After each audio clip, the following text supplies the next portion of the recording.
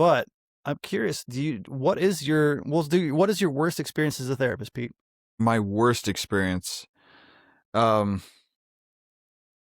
I don't when you say that way, it makes it sound like what's the single hardest thing that ever happened. And really it may not be the single hardest thing. It is probably a long line of moderately difficult things that I didn't have the space to process. And that sounds schmarmy. It sounds really abstract when I say you don't have space to process. Like, what does that mean?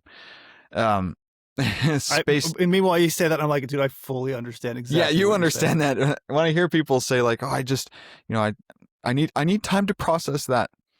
It's not It's not a it's not that weakness. you yeah, it's not a weakness. It's not even guys who claim to be so stoic that they don't need anybody. They process things in their own way, which means that you mull it over. It's not intrusive thinking. It's not the thoughts that poke themselves into your conscience that you didn't want there.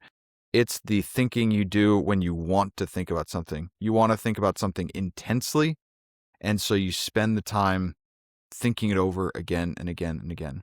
And when you don't have that time to think something over again and again and again to figure it out, it builds. And so I think my hardest That is experience. beautifully said.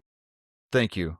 So there was this one point where I'd go from client to client, and I had more trauma clients, but I'd go from one to the other, and then I'd go home, and my kids would need me, and I just couldn't. Nobody understands the stuff I'm going through, and I can't tell them the horrors that I'm experiencing with these people who live it. And I think it came to a head when I actually sent you a video message, and I just needed to talk about it. I had to talk about something. I just felt like I was about to burst or desert, or I wasn't going to be able to do my job anymore because I couldn't handle all of the pain that everybody felt all around me, and they needed me. Oh man, Hmm. it was very hard, very hard, and those people needed more help than I could give them, and Yeah. I felt like you feel like it's your fault. I know it's not, but it still feels like they need to meet with me more than once every 3 weeks.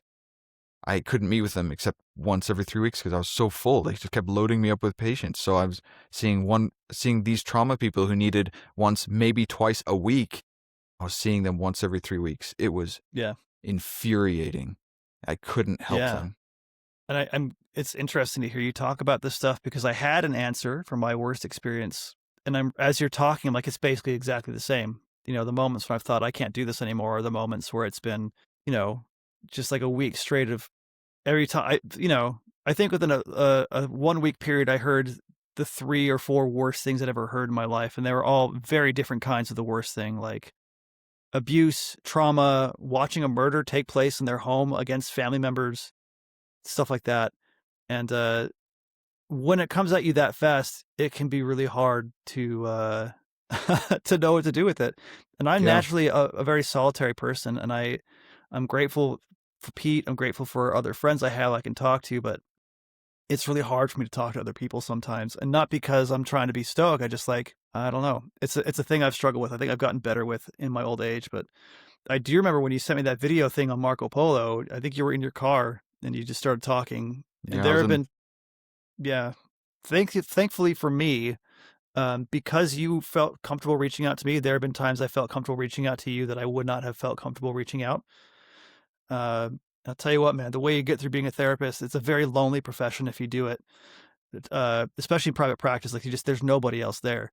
And so Yes. having that kind of community is how you get through these hard parts. But like I think about the worst things I've been through have been, you'd think that I'd say at the time I had someone come in my office with a bag of pills and a razor blade, and she's like, I'm going to kill myself.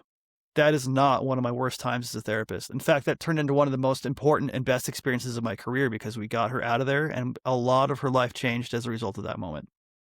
That's not the bad stuff. The bad stuff is just the constant, I cannot do what I need to do to make any kind of effective change because this is outside of my power. The learning to deal with helplessness as a Yes. Yeah, therapist is that's it. crucial. Is this sadness and also helplessness. Like life is terrible and you can't do anything about it.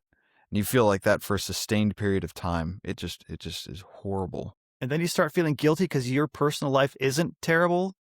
You know, Yes. like Oh man. I'd go home and like, there's Oh, my wife and there's my kid, and I'm not worried about eating. There's food in the fridge, and yep. it And starts I'm a to feel good kind of bad. and I'm a good father, and you feel bad that like that person didn't have a good father.